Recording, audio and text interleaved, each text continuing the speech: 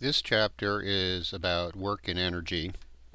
Work is a way to get energy in and out of a system. So this YouTube is a formal definition of what work means. And so work is, here's the mathematical definition.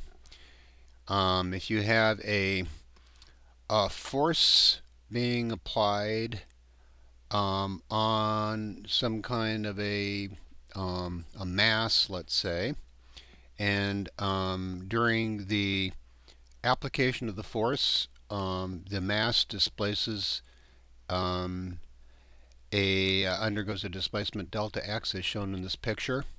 Then the work done by the force is the magnitude of the force times the magnitude of the displacement times the cosine of the angle in between the force and the displacement. And it doesn't matter if you take the angle clockwise or counterclockwise, it's simply just the magnitude of the angle. The units for work are joules, named after the famous British scientist who worked on energy and no pun intended on work.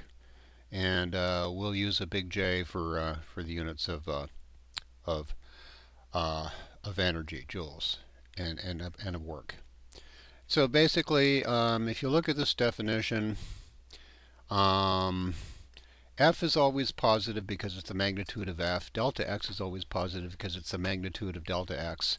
Cosine theta, however, can be positive or negative. In fact, the values cosine theta can take on range from -1 to 0 to +1.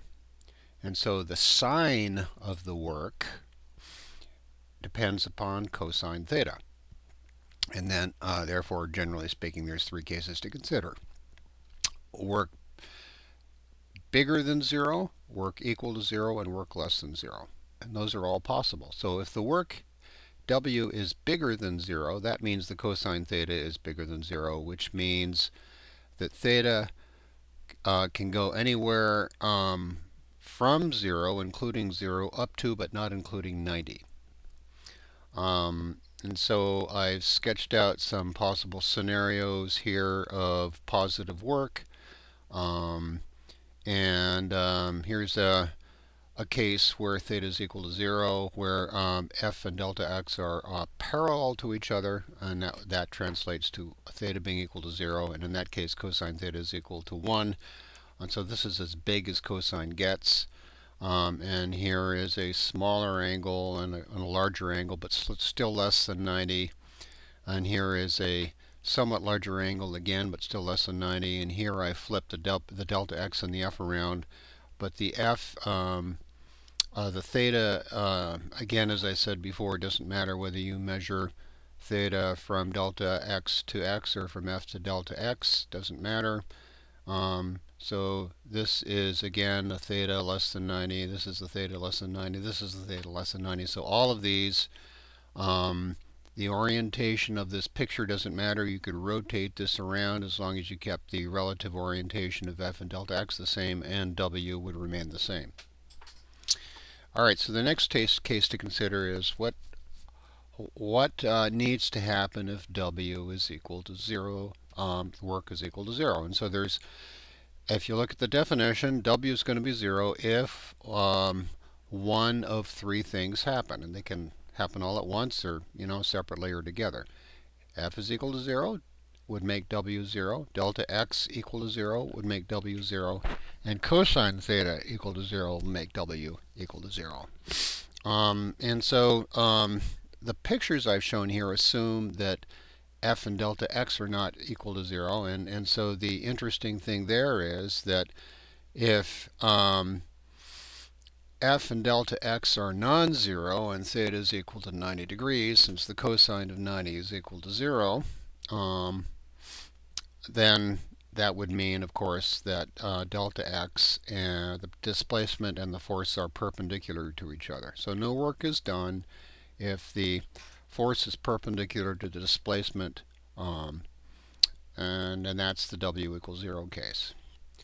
For w less than 0, again, the only way that can happen would be if cosine theta is less than 0, because again, f, the magnitude of f is bigger than 0, bigger than or equal to 0. The magnitude of delta x is bigger than or equal to 0. And so if we assume that f and delta x are non-zero, then you're going to get a work that's less than 0 if your cosine theta is less than 0, and that happens when theta is between 90, not including 90, all the way up to 180 degrees. And so here's one case. This is between 90 and 180. And here is the extreme case where they are theta is equal to 180 degrees, and in that case, f and delta x, the vectors are anti-parallel to each other. And so you can see here they are, f and delta x are parallel to each other. Theta is equal to 0, cosine theta is equal to 1, and w is bigger than 0. Here f and delta x are perpendicular to each other. The work is equal to 0. And here you have theta is equal to 180 degrees. F and delta x are anti-parallel to each other, and w is less than 0.